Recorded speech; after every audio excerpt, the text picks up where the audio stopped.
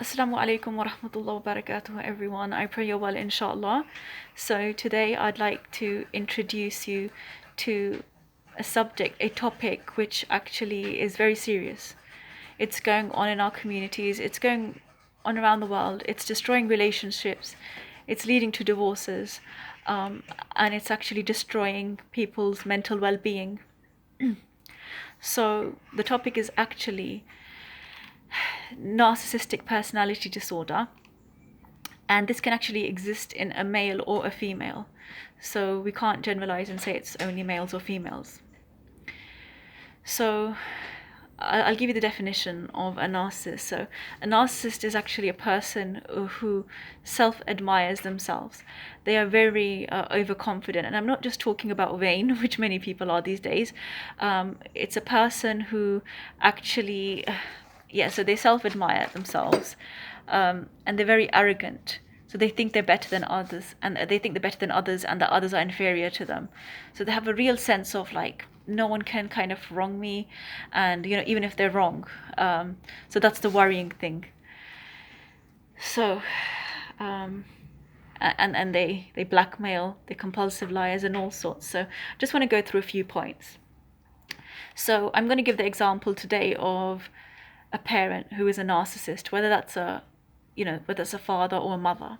So number one, they view the child as an object. They will actually not view them as a human being, even if they tell you they do.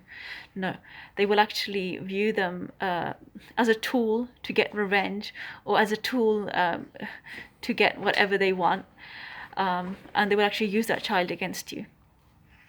So they lack empathy there. Number two, they neglect a child's human rights. They will not really acknowledge the child. They'll know they have a child, but they don't really want to acknowledge that child. So whether that could be neglecting their financial rights, their child maintenance, or emotional rights, or even physically being there for them. They have a tendency to abandon their children a lot. Obviously, some have one trait, some have two, some have more, some have all of them. So number three, they never actually admit they are wrong. So and it's very hard for them to say sorry, and even if they say sorry, it will be very temporary. They will end up doing the same mistakes again and feeling no remorse. Number four, they want to control you. They want to control every situation that they can, for their own benefit.